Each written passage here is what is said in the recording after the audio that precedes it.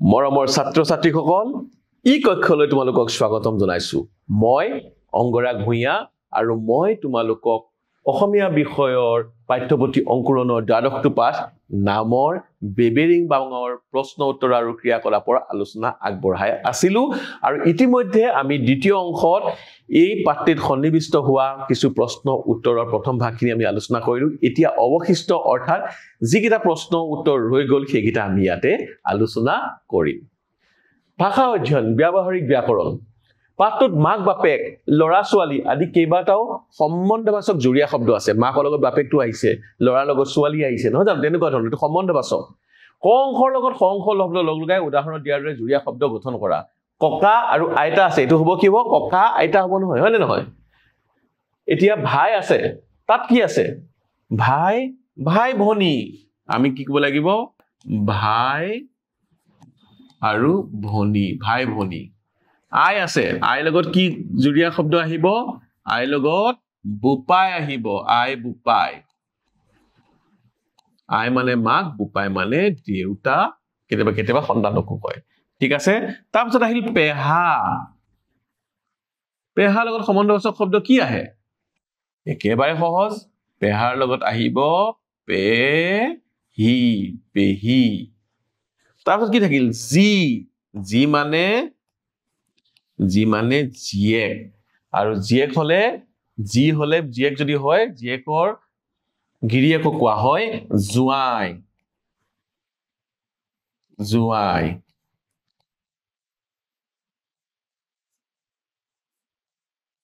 তাৰপিছত থাকিব কি শাহু শাহু হলে কি হ'ব ইয়াত সম্বন্ধবাচক শব্দ শহুৰ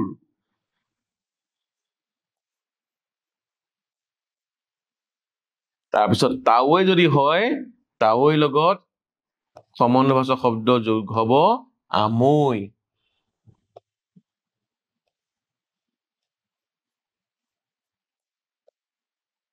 এতিয়া আমি আকৌ চাওঁ ভাই ভনী আই বুপাই পেহা পেহি জি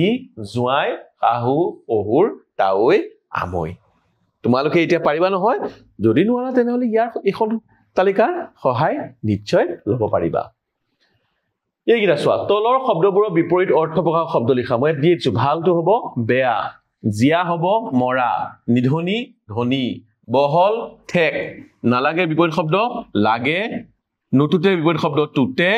নোৱাৰে বিপৰীত শব্দ পাৰে আৰু নেমাতিলে বিপৰীত শব্দ হ'ল মাতিলে একেবাৰে সহজ নহয় নে এইকেইটা বোধ কৰো মই তোমালোকক সহায় নকৰিলেও তোমালোকে নিজে এইকেইটা কৰিব পাৰিবা এতিয়া জতুৱা ঠাঁচত ক্ৰিয়াৰ প্ৰয়োগ চাবা দেই জতুৱা ঠাঁচ এইটো বিছা নহয় বিছাই কি কৰে আমাৰ যে খজুৱাই সেইটোক আমি কি কওঁ বিছাই ডাকে ঠিক তেনেকৈ সাপ দেখিছা নহয় সাপে কি কৰে খুটে বা দংশন কৰে এবাৰ এই মানুহজনে হাল বাই আছে এইটো কয় হাল বাই হাল টানে গৰুৱে হাল টানিছে হাল জুৰে দুটা গৰু দি হাল জুৰে হাল খামৰে হাল বাই হোৱাৰ পিছত হাল খামৰে হাল মেলে মানে হাল আৰম্ভ কৰাটোক হাল মেলে বুলি কয় এইকেইটা জতুৱা ঠাঁচ হৈছে হাল বাই হাল টানে হাল জুৰে হাল খামৰে হাল মেলে আমি চকুক লৈ জতুৱা ঠাঁচ চোৱা চকুত লগা মানে খুব ধুনীয়া বৰ ধুনীয়া আৰু চকু ফুৰা মানে এবাৰ এনেদৰে মন কৰা ঠিক আছে এবাৰ এনেদৰে চোৱা তাক কয় চকু ফুৰোৱা আৰু চকুত লগা মানে বৰ ধুনীয়া এইবোৰ হ'ল জতুৱা ঠাঁচ এটা বাক্য ৰচনা কৰিব লাগে গা বেজ বেজাই যা ডাল দৰিদ্ৰ ভেকাহী মাহ গা নচুৱাই ফুৰ এইটো সেই পাঠটোৰ আধাৰত থকা শব্দৰ জুৰিয়া শব্দ বা এইকেইটা আমি জতুৱা ঠাঁচ বুলি ক'ব পাৰো নহয় জানো আৰু এইকেইটা জতুৱা ঠাঁচেৰে আমি এতিয়া বাক্য ৰচনা কৰিম মই কেইটামান তোমালোকক উদাহৰণ দিছো কিন্তু মই দিয়া উদাহৰণ কেইটাকে তোমালোকে নিলিখিবা মোক এটা সহায় লৈ নিজৰ বাক্য নিজে ৰচনা কৰিবা মই এতিয়া দিছো গা বেজ বেজাই যা পৰীক্ষাৰ বহীত বানান ভুল হোৱাৰ বাবে কম নম্বৰ পোৱা দেখি গৌতমৰ গা বেজ বেজাই গ'ল ইয়াত যদিও যা আছে এইটো গ'ল দিলেও এইটো শুদ্ধ হ'ব দেই এইটো মনত ৰাখিবা গা বেজ বেজাই যা আছে নহয় কিন্তু আমি গা বেজ বেজাই গ'ল বুলি দিছো নহয় সেইটো শুদ্ধ হ'ব ডাল দৰিদ্ৰ নিধনি নামৰ নামটো শুনিয়ে তেওঁক অচিনাকি মানুহে ডাল দৰিদ্ৰ বুলি মাতিছিল এইখিনি ডাল দৰিদ্ৰ বুলি হ'ব দেই ডাল দৰিদ্ৰ বুলি মাতিছিল ডাল দৰিদ্ৰ বুলি মাতিছিল ভেকাহি মাৰ বাৰে বাৰে একেটা কথাকে কৈ কৈ আমনি কৰি থকা বাবে ছোৱালীজনীক দেউতাকে ভেকাহি মাৰিলে গান নচুৱাই ফুৰ পঢ়া শুনা বাদ দি গান নচুৱাই ফুৰাৰ ফলত বুজাইলে পৰীক্ষাত সকলোতকৈ কম নম্বৰ পাইছে এনেদৰে তোমালোকে লিখিব পাৰিবা মই কেইটামান উদাহৰণ তোমালোকক দিলো তাৰপিছত চোৱা ধন শব্দটোৰ লগত ই প্ৰত্যয় যোগ হৈ ধনী শব্দটো গঠিত হৈছে তলত দিয়া শব্দবোৰৰ লগত ই প্ৰত্যয় যোগ হলে কি হয় লিখো আহা চা জ্ঞান যোগ ই জ্ঞানী দান যোগ ই দানী গুণ যোগ ই গুণী মান যোগ ই মানি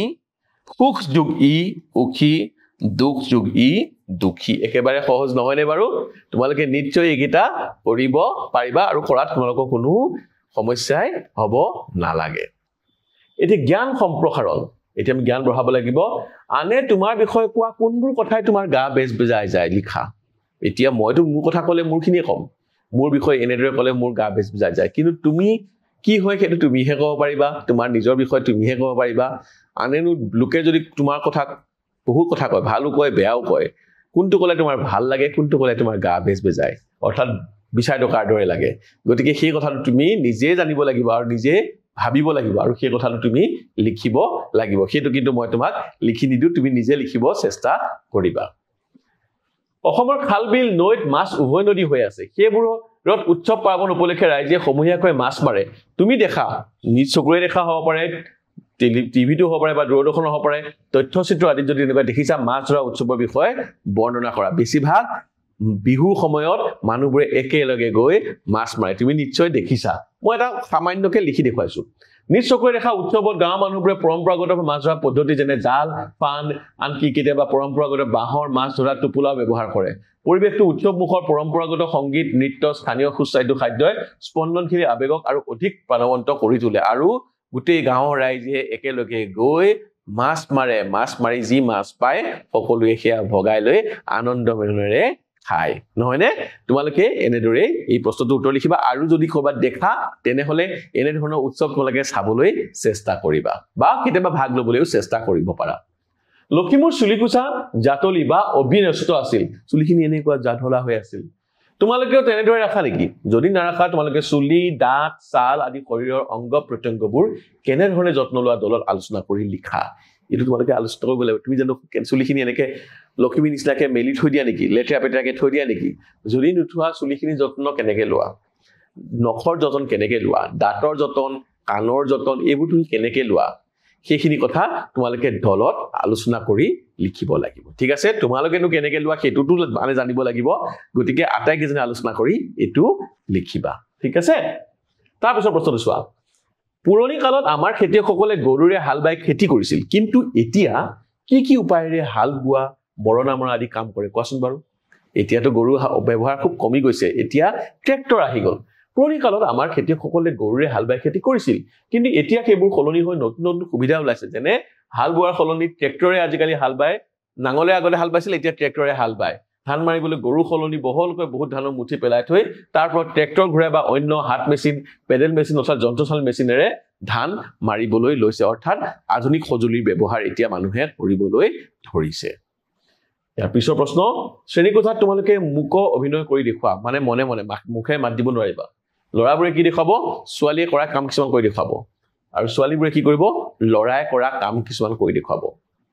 আৰু এতিয়া হয়তো তোমালোকে জানা যে লৰা ছোৱালীৰ মাজত বৰ বেছি পাৰ্থক্য নাই লৰাই যি কাম কৰে ছোৱালীয়েও কৰিব পাৰে কিন্তু তোমালোকে হয়তো আনক তেওঁলোকে কি কৰি থকা দেখিছা সেইটোকে তোমালোকে কৰি দেখাব লাগিব কিন্তু মুক অভিনয় অৰ্থাৎ মুখেৰে মাত দিব কিন্তু তুমি নোৱাৰিবা আৰু তোমাৰ অভিনয় চাই বেলেগে কিন্তু গম পাব লাগিব তুমি কি অভিনয় কৰিছা ঠিক আছে এইটো কৰি চাবাচোন বৰ ভাল লাগিব তোমালোকক কৰি এটা প্ৰকল্প আছে আমাৰ খেতিয়কজনে ব্যৱহাৰ কৰা আহিলা পাতি নাঙল জুৱলি মই জবকা দলিমাৰি জাপি ৰয়না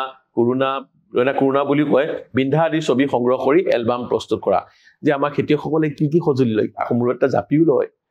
দলিমাৰি দেখিছা তোমালোকে নাঙল মই ৰয়না জবকা এই বস্তুবোৰৰ তোমালোকে ছবি সংগ্ৰহ কৰিবা আৰু এখন ধুনীয়াকে সজাবা আৰু এটা এলবাম প্ৰস্তুত কৰিবা ঠিক আছে এতিয়া তলৰ ছবিত দেখা সঁজুলিবোৰ নাম এইকেইটা চিনি পোৱা নে এইটোতো সকলোৱে চিনি পোৱা কি জানি এইখনক কয় জাকৈ এইটো কি এইটো খালৈ এইটো পল বা পলহ বুলিও কয় পল আৰু এইটো হল ডিঙৰা ঠিক আছে এইটা তোমালোকে চিনি পোৱা নে নোপোৱা যদি চিনি পোৱা মই এতিয়া চিনাকি কৰিছো বৰ ভালকে দেখুৱাইছো চোৱা জাকৈ জাকৈ আমি মাছ ধৰিবলৈ ব্যৱহাৰ কৰো এইটো জাকৈ আৰু খালৈত মাছ ধৰি আমি ক'ত ৰাখিম এই খালৈটো ভৰাই ৰাখিম খালৈত আমি মাছ ভৰাই ৰাখো পল মাছ ধৰিবলৈ আমি পল ব্যৱহাৰ কৰো এই ধৰণৰ পল বা বহুতে পলহ বুলিও কয় এই ইয়াত এনেকে পানীত এনেদৰে দি মাছ ধৰে আৰু ডিঙৰা হল এনেকে পানী থৈ দিয়ে মাছবোৰ সোমাই যায় কিন্তু তাৰ পৰা মাছবোৰ ওলাই আহিব নোৱাৰে এবাৰ যদি সোমাই যায় মাছটো সোমাব যদি পাৰে তাৰ পৰা ওলাই আহিব নোৱাৰে এইটো হল ডিঙৰা ইয়াত কেতিয়াবা কিছুমান খাদ্যও থৈ দিয়ে যাতে খাবলৈ মাছবোৰ সোমাব পাৰে আৰু ডিঙৰাত যেতিয়া মাছ সোমাব তাৰ পৰা কিন্তু ওলাব নোৱাৰে এয়া মাছ মৰা সজুলি এনে ধৰণৰ সজুলি তুমি কি জানা সেয়াও এখন তালিকা কৰিব পাৰা তোমালোকে প্ৰত্যেকই নিজে গল্প কবিতা লিখিবলৈ যত্ন কৰা এটা গল্পটো চালা এটা নিজে কিছুমান গল্প ভাবিবাচোন কিছুমান কাহিনী ভাবিবাচোন কবিতা লিখিবলৈ চেষ্টা কৰিবা আৰু কি কৰিবা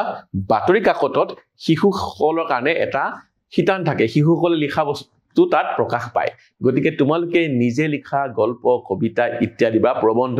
সেইবোৰ লিখি তোমালোকে বাতৰি কাকতলৈ পঠিয়াবা আৰু প্ৰকাশ কৰিবলৈ চেষ্টা কৰিবা যদি তোমালোকে নিজে পঠিয়াব নোৱাৰা তেনেহলে মা দেউতা নহলে শিক্ষকৰ সহায় লৈ সেয়া বাতৰি কাকতলৈ নহলে বা আলোচনীলৈ পঠিয়াবা আৰু সেইবোৰ প্ৰকাশৰ যত্ন কৰিবা সেইবোৰ প্ৰকাশ পালে তোমাৰ মনটো ভাল লাগিব তোমাৰ শিক্ষক আৰু মা দেউতাৰ মনটো বৰ ভাল লাগিব যিকি নহওক মৰমৰ ছাত্ৰ ছাত্ৰীসকল আমি আলোচনা কৰোতে এই পাঠটোৰ আলোচনা ইমানতেই অন্ত পৰিল পৰৱৰ্তী পাঠত পুনৰ তোমালোকৰ সৈতে লগ হ'ম তেতিয়ালৈকে তোমালোকে মোক বিদায় দিয়া ধন্যবাদ